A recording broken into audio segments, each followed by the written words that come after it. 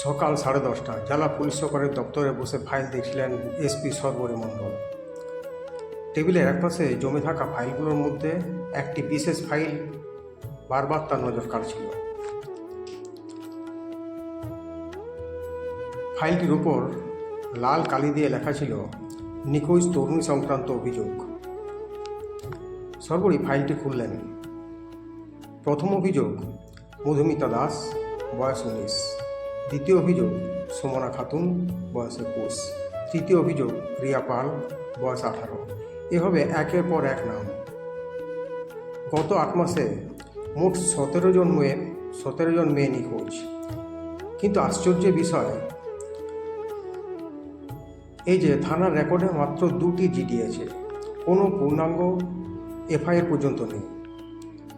সর্বরী কপালে ভাঁজ পড়ল। তিনি ডেকে পাঠালেন তার বিশ্বস্ত অফিসার অরিন্দম সেনকে। অরিন্দম, এই ফাইলগুলো দেখেছ? হ্যাঁ ম্যাডাম। একই থানা এলাকায় এত মেয়ে নিখোঁজ, অথচ মামলা নেই কেন? অরিন্দম একটু ইতস্তত করে বলল, ম্যাডাম, স্থানীয় থানার ইন্সপেক্টর গোবিন্দ চক্রবর্তী দাবি করেন যে বেশিরভাগ মেয়েই প্রেম করে পালিয়েছে। সর্বরী ঠান্ডা চোখে তাকালেন অরিন্দমের দিকে। তোমার কি মনে হয়? অরিন্দম মুখ নিচু করে থাকলো। 17 জন তা বলে? অরিন্দম চুপ করে গেল। সর্বরী চেয়ারে হেলান দিয়ে বললেন, কিছু একটা লুকানো হচ্ছে, আর আমি সেটা খুঁজে বের করব।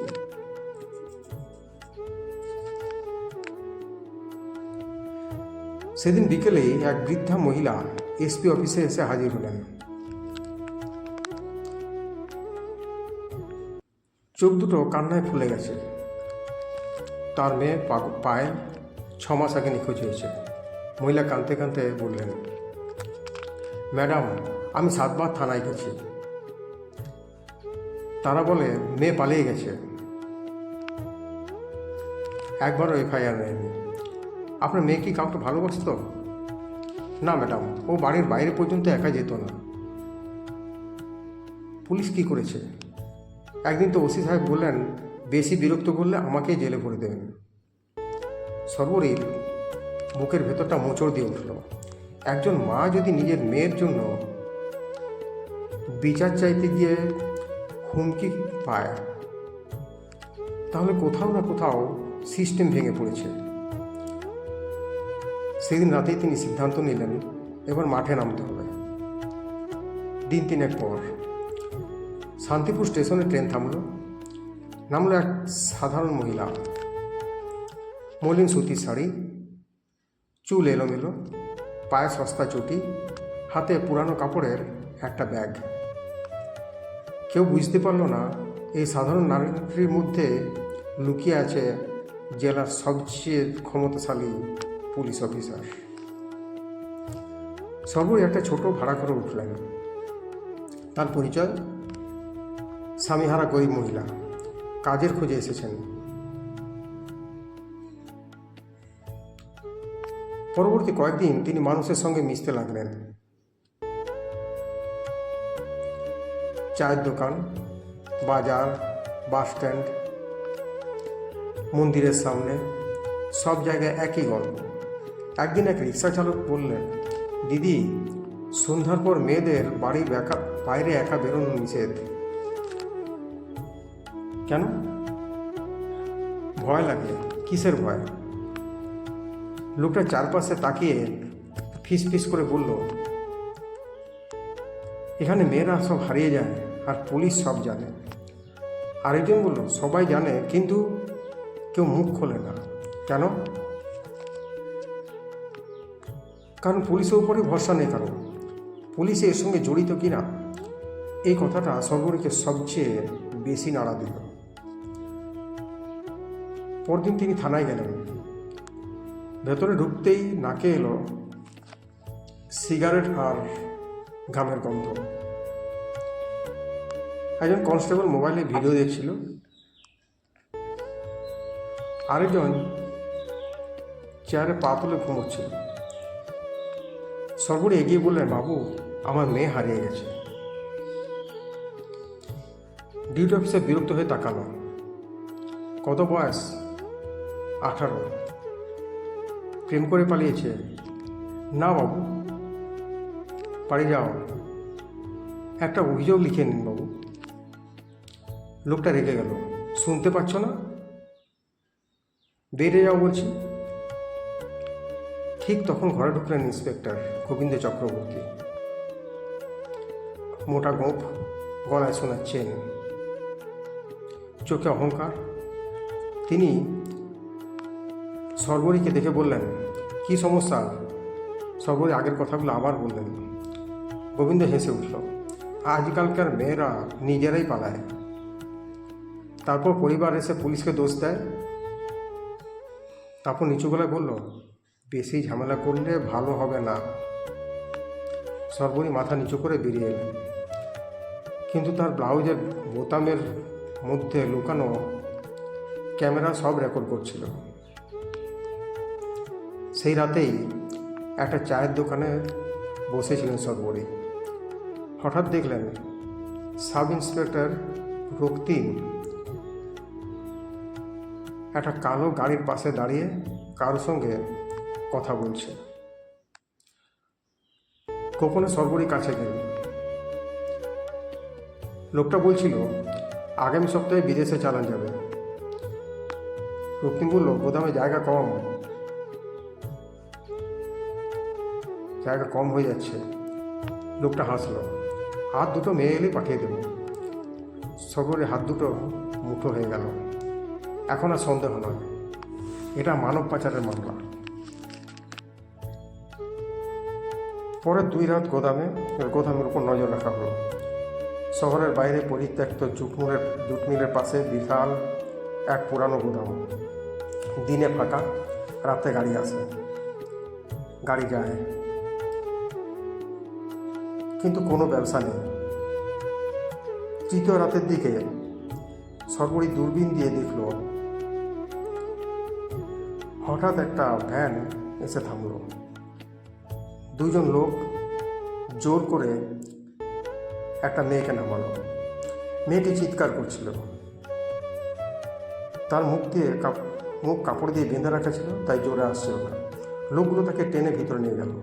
সর্বরীর রক্ত গরম হয়ে উঠল, কিন্তু তিনি জানতেন এখন আবেগ দেখালে চলবে না, পুরো চক্রটাকে ধরে ফেলতে হবে। 2 দিন পর সব প্রস্তুতি সম্পূর্ণ হলো। STF, মহিলা পুলিশ, ক্রাইম ব্রাঞ্চ সবাই প্রস্তুত। রাত 1টা, চারদিক নিস্তব্ধ। হঠাৎ ওয়্যারলেসে সর্বরীর কণ্ঠ শোনা গেল, অপারেশন শুরু। একসঙ্গে 3 দিকে অভিযান শুরু হলো। একদল থানায়, একদল গোদামে, আরেকদল পাচার চক্রের মূল ঘাঁটিতে। গোদামের দরজা ভেঙে ঢুকতেই শুরু হলো ধস্তাধস্তি। এক পাচারকারী বন্দুক বের করলো। মুহূর্তের মধ্যে তাকে কাবু করা হলো। একজন জানলা দিয়ে পালাতে গিয়ে ধরা পড়ল। গোটা এলাকা পুলিশের দখলে চলে গেল। গোদামের ভিতরে ঢুকে সবাই স্তব্ধ।